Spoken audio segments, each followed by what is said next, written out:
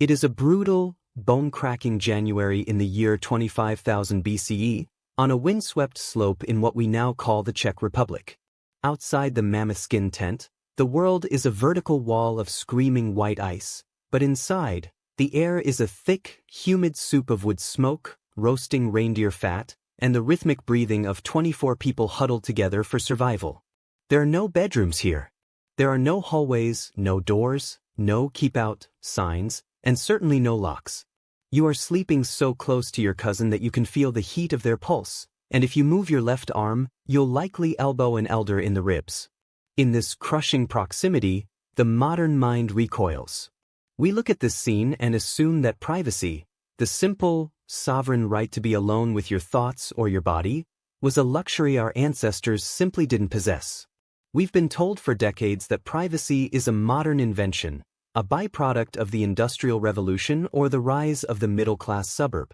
We imagine our ancestors lived in a state of primitive transparency, a communal hive mind where every sneeze, every whisper, and every intimate act was public property. But that is the first and most persistent myth we need to dismantle. Everything you've been told about the communal, ancient world is backwards.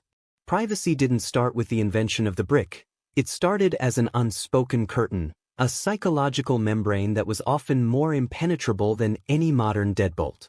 This unspoken curtain was the original architecture of the human soul.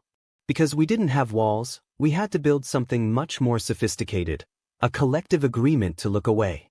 If you talk to anthropologists who spent years living with the Jews/Hoansi people of the Kalahari, like Richard B. Lee did in the 1960s, you'll find a startling contradiction to the no-privacy myth. These groups lived in camps where huts were often just grass lean-tos, open to the central fire. You could see everyone and hear everyone. But the Jews/Hoansi practiced what is now called social invisibility. If a person turned their back to the group or covered their head with a skin, the group collectively decided that person was no longer there. You could be 2 feet away from a conversation, but if you were behind your unspoken curtain, it was a grievous social sin for anyone to address you or even acknowledge your presence. This wasn't a lack of privacy, it was a high-stakes performance of it. Our ancestors weren't primitive because they lived together. They were socially brilliant because they figured out how to be alone while standing in a crowd. We think we invented privacy when we started building walls, but the reality is that walls were often a desperate attempt to fix what the unspoken curtain could no longer protect. The common myth suggests that as soon as humans stopped wandering and started building permanent settlements, we finally achieved the dream of private living. We look at sites like Çatalhöyük in modern-day Turkey, a 9,000-year-old proto-city where people lived in mud brick houses packed so tightly together that there were no streets. People walked across roofs and entered their homes through holes in the ceiling. The standard narrative is that these houses were the birth of the private home. But archaeological evidence suggests the opposite. Research by Ian Hodder, who led excavations at the site for decades, shows that these early walls didn't actually separate people, they just funneled the gaze. The houses were filled with the burials of ancestors right under the floorboards. You weren't just living with your family, you were living with the dead, and the proximity to your neighbors was so extreme that you could hear every footfall on the roof above you. The unspoken curtain had to become even thicker here. In these early, hive cities, privacy wasn't about being behind a door, it was about the rigid, almost ritualistic management of what you allowed your neighbors to hear. This is where we see the birth of the domestic secret. The more we built walls, the more we realized that walls are porous. Sound travels. Smells drift. The physical wall was never the primary defense. The defense remained the social agreement to pretend you didn't hear the argument next door. This brings us to one of the most famous proofs that ancient people lacked our modern sensibilities, the Roman toilet. If you go to Ostia Antica or Pompeii, you will see the long stone benches with keyhole-shaped openings, sat side by side with no partitions. The myth tells us that the Romans were unabashedly communal, that they sat there in groups of 20, chatting about the price of grain while performing their most private biological functions. We use this to distance ourselves from them, to paint them as other and less refined. But this myth ignores the heavy weight of the unspoken curtain. Archaeological work by Gemma Jansen and others into Roman sanitation reveals a much more complex picture. For one, these public latrines were often the only option for the lower classes living in cramped, multi-story insulae, the Roman equivalent of tenements. It wasn't a choice to be communal, it was an infrastructure failure. Furthermore, the Romans used long tunics as a form of portable privacy. When you sat down, your clothing draped over you and the bench, creating a personal tent. You weren't exposed to your neighbor, you were essentially in a fabric booth. The fact that they spoke to each other wasn't a sign that they didn't value privacy, it was a sign that they had decoupled the act of elimination from the requirement of silence. They had a different boundary, but the boundary was still there, guarded by the unspoken curtain of their social etiquette. Even the way we think about the all-seeing eye of the ancient tribe is largely a fabrication of modern discomfort. We imagine that in a small village of 150 people, everyone knew your business, and therefore, you had no private life. This is the surveillance myth. It assumes that visibility equals transparency. But in reality, ancient societies were often built on layers of intentional obfuscation. Take the concept of the backstage space. In the workers' villages of ancient Egypt, specifically at Deir el-Medina where the tomb builders lived, the houses were tiny. But they were designed with a series of escalating inner rooms. The front room was for work and receiving guests. The second room was a semi-private living space, but the rear rooms and the cellars were strictly guarded. Archaeologists have found that these innermost spaces were often the site of private religious shrines or personal storage that was never meant to be seen by the community. Even in a village where everyone knew your name, they didn't know your heart. The unspoken curtain was draped over these back rooms, and to cross into someone's rear chamber without an explicit invitation was often a crime punishable by social exile. The community knew everything only because everyone agreed on what was public knowledge, leaving a massive, unacknowledged shadow where the private life actually lived.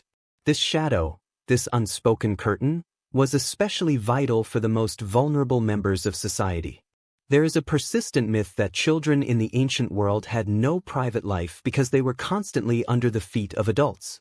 We assume that because a child in 400 BCE Athens or a Zhou dynasty village in China slept in the same room as their parents, their internal world was a blank slate to the adults around them. But this ignores the privacy of the woods. For most of human history, children weren't kept in fenced-in backyards. They were the primary labor force for errand-based tasks. They were sent to fetch water, to herd goats, to forage for berries, or to carry messages between farms. This meant that from a very young age, children spent hours every day completely out of the sight of any adult. In those hours, they built their own societies, their own languages, and their own secrets. Anthropological studies of contemporary traditional societies show that children are often the most private members of the group, possessing a vast wealth of information about the landscape and each other that adults are never told. Their privacy wasn't granted by a bedroom door, it was granted by the horizon. The unspoken curtain worked in reverse here. The adults agreed not to track every movement of the child, and in exchange, the child performed their public duties while maintaining a secret kingdom in the tall grass. When we look at the legal history of the ancient world, we see the unspoken curtain finally being reinforced by the weight of the law. This is where the myth that privacy is a modern right truly falls apart. We are told that the concept of a man's home is his castle is an Enlightenment idea from the 1700s. But look at the Code of Hammurabi, written in Babylon nearly 4,000 years ago. Section 21 of the code is chillingly specific. If a man has broken into a house, they shall put him to death in front of that breach, and they shall bury him in it. This isn't just a law against theft. It is a law against the violation of space.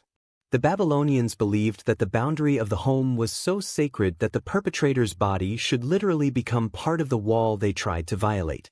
This was the unspoken curtain turned into stone and blood.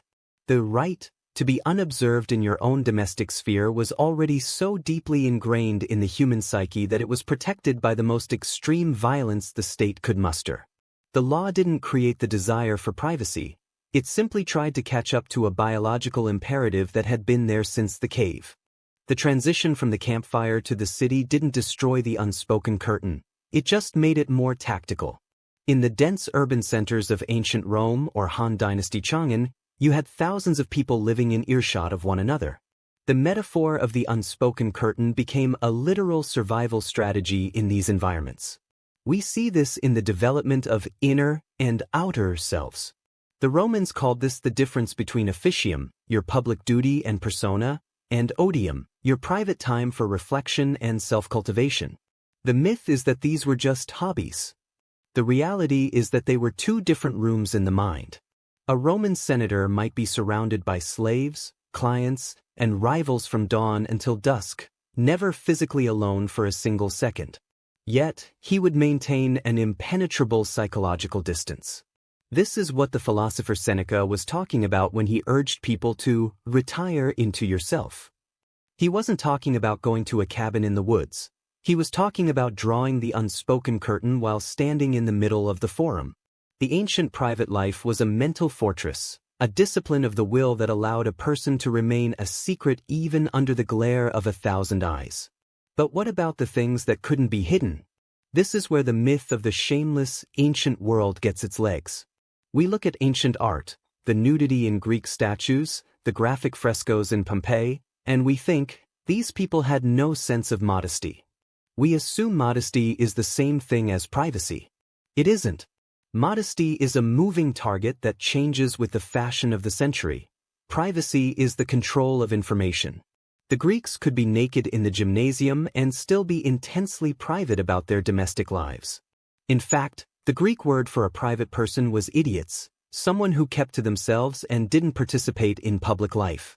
While it eventually became the root for our word, idiot, it originally carried a sense of someone who was separate. The Greeks didn't lack privacy, they just didn't equate it with the body in the same way we do. Their unspoken curtain was drawn around their lineage, their family's honor, and their political intentions. You could see a man's skin, but you couldn't see his house. To confuse nudity with a lack of privacy is to fundamentally misunderstand how the ancient mind mapped the world. They were masters of the conspicuous secret, allowing you to see the surface so that you would never think to look for the depths. As settlements grew into empires, the unspoken curtain had to deal with a new predator, the state. The myth tells us that ancient people didn't worry about surveillance because the technology didn't exist. No cameras, no microphones, no data tracking. But the ancient world was powered by a much more efficient surveillance tool, the neighbor. In the Qin dynasty of China, legalist philosophy introduced the system of collective responsibility.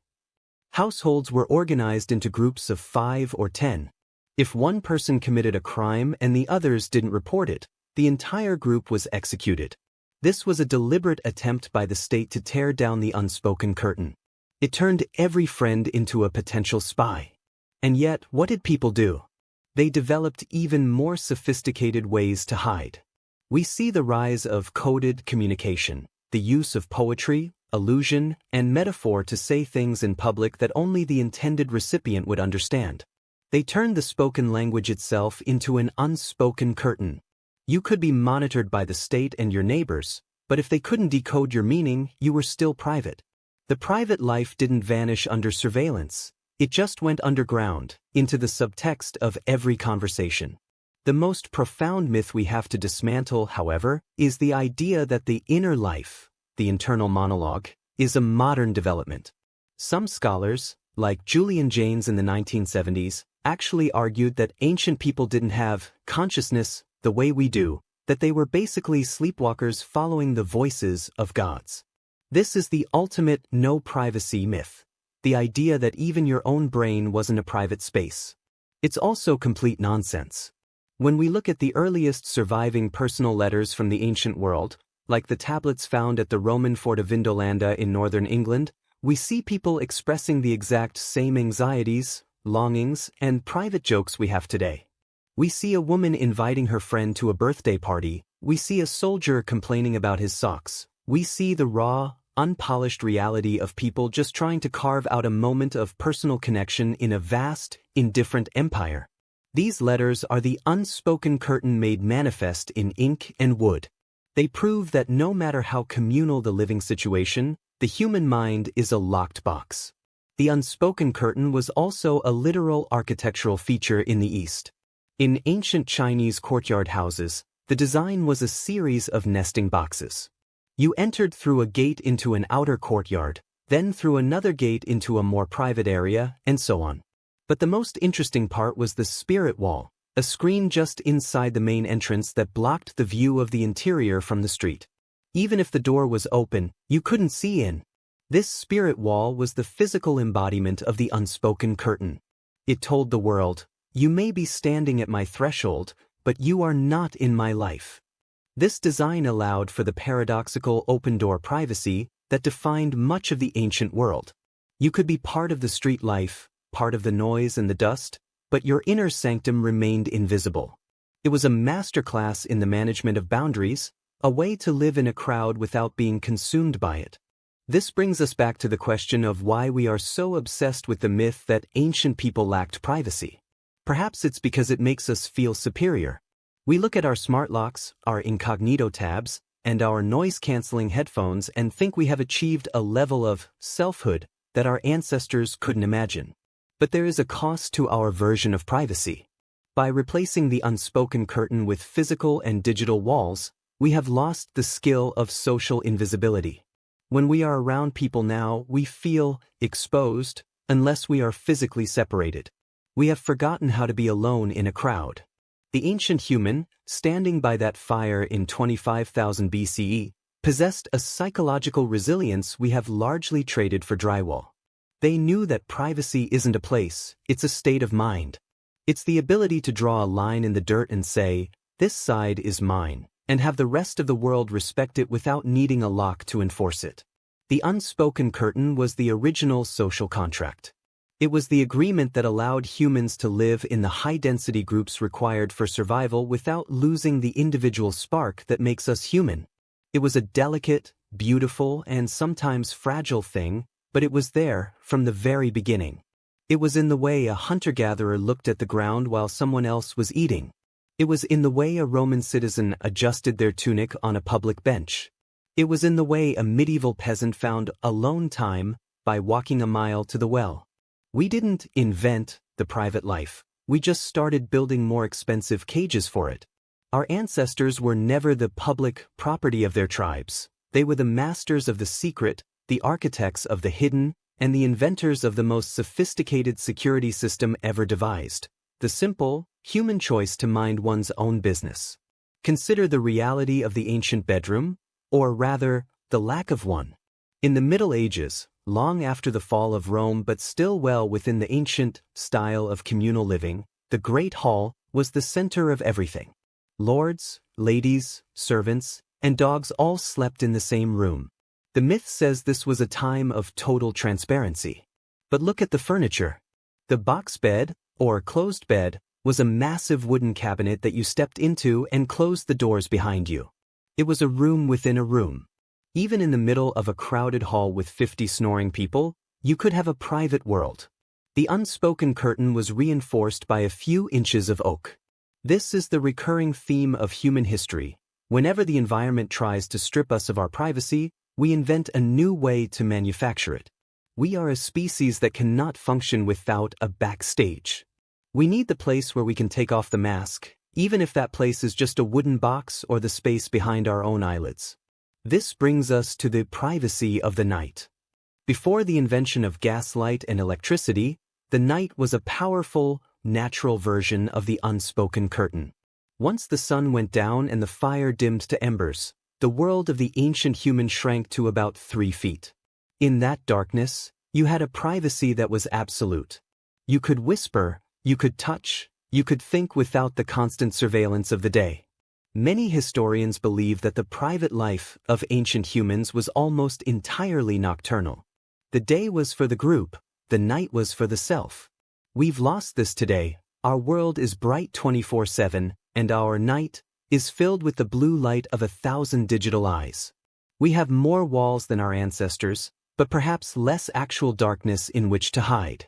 The ancient human used the rhythm of the planet itself to draw their unspoken curtain. They didn't need to go anywhere to be alone. They just had to wait for the world to turn. The myth that ancient humans lived in a communal fishbowl is more than just a historical error. It's a misunderstanding of what it means to be human. We are not hive insects.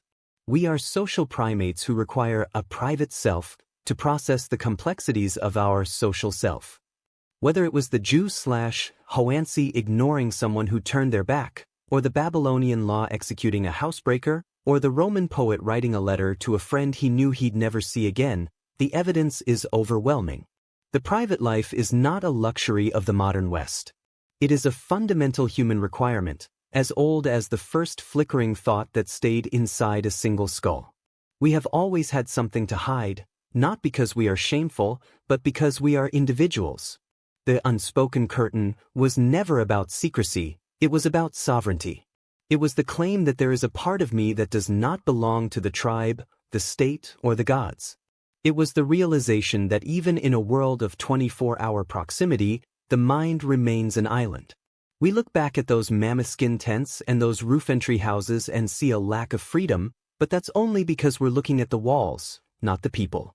Inside those people was a private world as vast and as complex as your own. They navigated the crushing weight of their communities with a grace and a psychological complexity we are only beginning to appreciate. They weren't waiting for us to invent the bedroom so they could finally be themselves. They were already there, hidden in plain sight, protected by the most powerful wall ever built, the collective silence of their neighbors. Think about that the next time you feel watched by an algorithm or a security camera. Think about the ancient Egyptian worker who kept a tiny, secret shrine under his floorboards, or the Roman soldier writing a letter home about his cold feet. They knew something we've forgotten. They knew that your private life isn't something that's given to you by a door or a password. It's something you carry with you. It's the unspoken curtain you draw around your own mind every time you choose not to share a thought. It is the original human right, and it has never, ever been truly broken. The myth of the communal past is just a story we tell to make ourselves feel safe in our modern isolation. But the reality is much more interesting. We have always been alone together. You might think you've escaped the gaze of the ancient tribe, that your walls and your passwords have finally secured the privacy your ancestors lacked. You believe you are the master of your own visibility, closing the door on a world that no longer has the right to see you. But as you sit there in the silence of your modern refuge, consider the thousands of years of human history that suggest otherwise. Our ancestors didn't need your walls because they had something much more effective, a social contract that recognized the darkness in every soul. Today, we have the walls, but we've lost the contract. We live in a world where everything is recorded, and the unspoken curtain has been shredded by a culture that demands total transparency.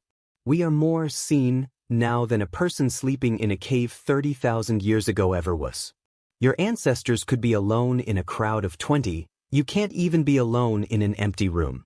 The architecture of the past wasn't a prison of communalism, it was a training ground for the ultimate private life, the one that exists where no light can reach.